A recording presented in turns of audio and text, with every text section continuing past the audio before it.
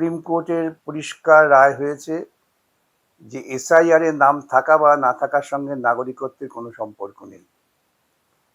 এরা এতটাই মূর্খ, আমি শব্দটা ব্যবহার করছি, অনেকে হয়তো রেগে যাবে না উপরে, যে এরা এটার সঙ্গে নাগরিকত্ব জুড়তে চেয়েছিল।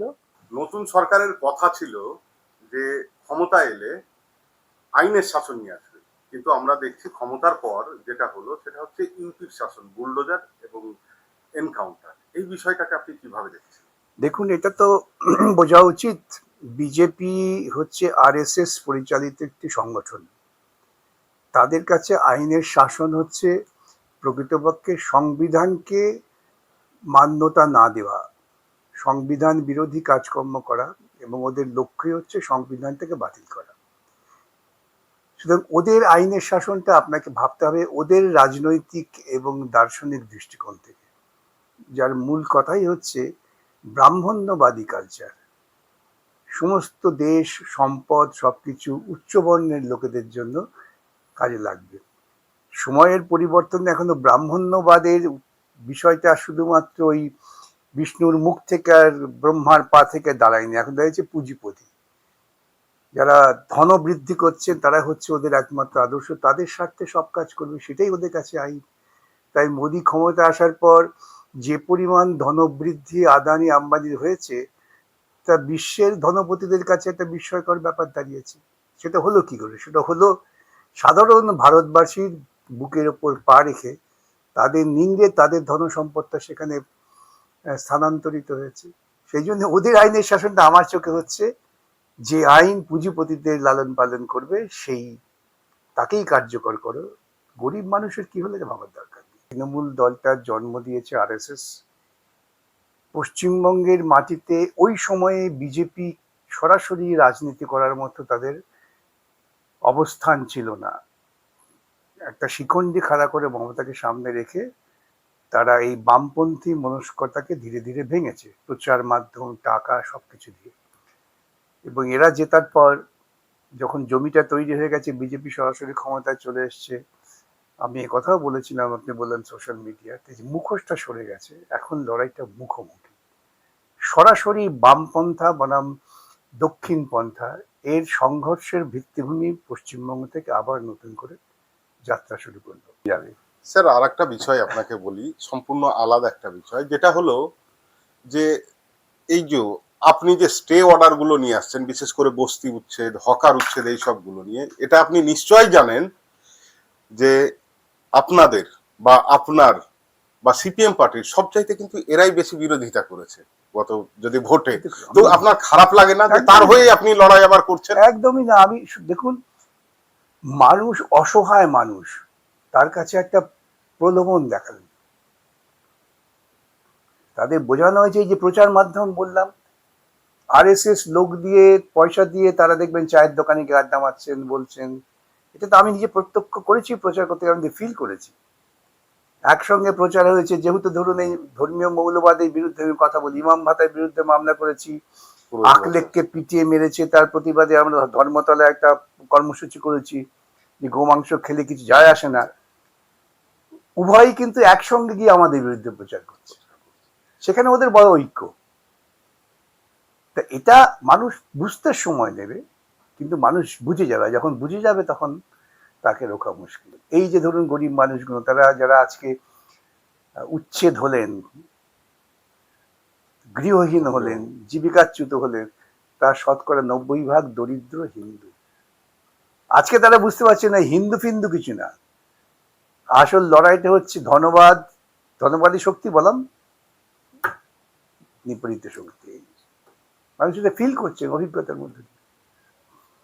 আর একটা বিষয়, যেভাবে রিসেন্টলি আরএসএস বলুন বা বজরং দল এখন সংগঠিত হচ্ছে, যেটা আমাদের রাজ্যে ছিল না, তারা যেভাবে স্কুলগুলোতে গিয়ে বিভিন্ন ধরনের ফতুয়া দিয়েছে। গতকালই এক ধর্মগুরু, স্বঘোষিত ধর্মগুরু, তিনি স্কুলে ফতুয়া দিয়েছেন যে শুক্রবারের দিন মোটামুটি গ্রামের দিকে সব স্কুলেই আধ ঘন্টা বেশি টিফিন টাইম থাকে, সেই টাইমটা আর দেওয়া যাবে না, নমাজ পড়ার টাইম ছাত্রদের দেওয়া যাবে না।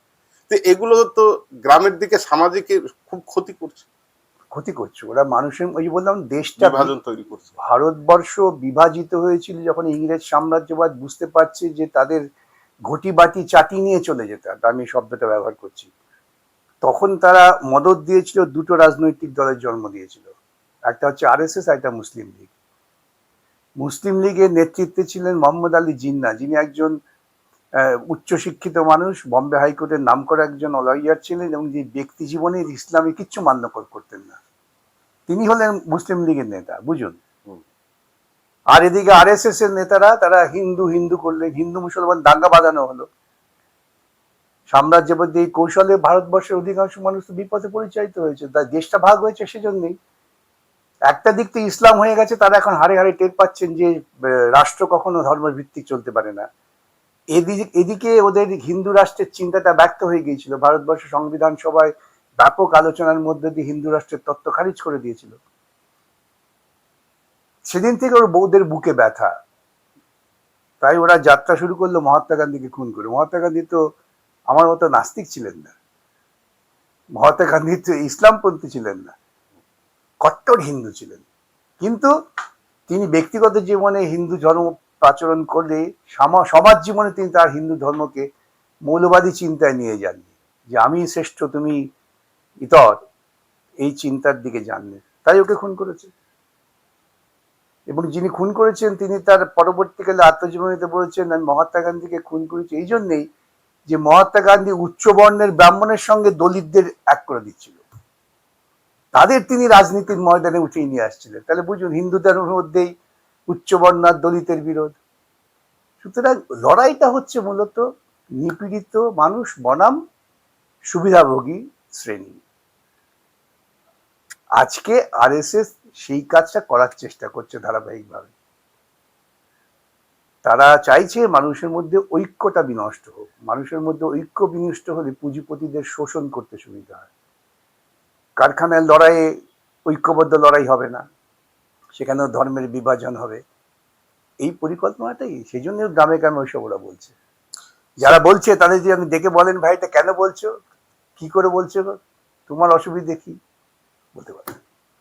স্যার, আমার শেষ প্রশ্ন সেটা হলো, এই এসআইআর নিয়ে এখনো গোটা রাজ্যে প্রায় 25 লাখের উপর নাম ডিলিটেড হয়েছে, যে গতিতে কাজে করছে খুব ধীর গতিতে। তার মধ্যে আমাদের মুর্শিদাবাদ মালদায় সবচাইতে বেশি, এবং সেটা কিন্তু 99%ই সংখ্যালঘু। তো যারা এসআইআর থেকে নাম কাটা গিয়েছে, আপনি যদি তাদের একটু বার্তা দেন। প্রত্যেককে আমি বলেছি, এর আগেও বলেছি, সর্বত্রই বলছি, এসআইআর এর নাম না থাকা মানে আপনি নাগরিক নন সেটা নয়। সুপ্রিম কোর্টের পরিষ্কার রায় হয়েছে যে এসআইআর এর নাম থাকা বা না থাকার সঙ্গে নাগরিকত্বের কোনো সম্পর্ক নেই। এরা এতটাই মূর্খ, আমি শব্দটা ব্যবহার করছি, অনেক হয়তো রেগে যাবে না উপরে, যে এরা এটার সঙ্গে নাগরিকত্ব জুড়তে চেয়েছিল। টেলিগ্রাফের যিনি আগে এডিটর ছিলেন রাজা গোপাল, তার পাসপোর্টটা তারা দেয়নি, কেন এসআইআর তার নাম ওঠেনি। তিনি আমার কাছে ফোন করেছিলেন, আমি যে আপনি শিগগির আসলে আমি মামলা করছি, দেখি কি করে আটকায়।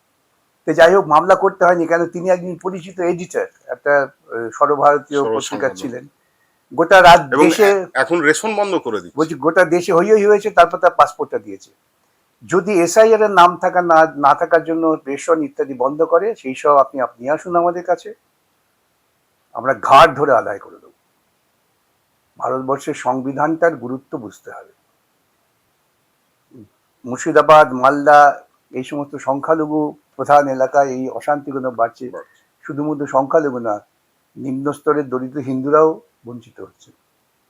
এবং আজকে এটা এমন জায়গায় গেছে গোটা দেশব্যাপী যে আন্তর্জাতিক স্তরে এ নিয়ে প্রশ্ন উঠছে। ভারতবর্ষের সম্মাননাটা কোথায় থাকছে? এটা নিয়ে বামপন্থীরা লড়াই করছে, মাঠে ময়দানে লড়াই হবে, আদালতেও লড়াই হবে। আর কেউ বিচলিত হবেন না, আপনাদের কোনো সুযোগ সুবিধাটা কাটতে পারবে না। তার মানে স্যার, আপনার পক্ষ থেকে যাদের নাম ডিলিটেড হয়েছে ভোটার লিস্ট থেকে, তারা অনেকটাই নিশ্চিন্তে থাকতে পারে। নিশ্চয়ই থাকবেন, তারা ভারতবর্ষের প্রত্যেকেই নাগরিক। অনেক অনেক ধন্যবাদ।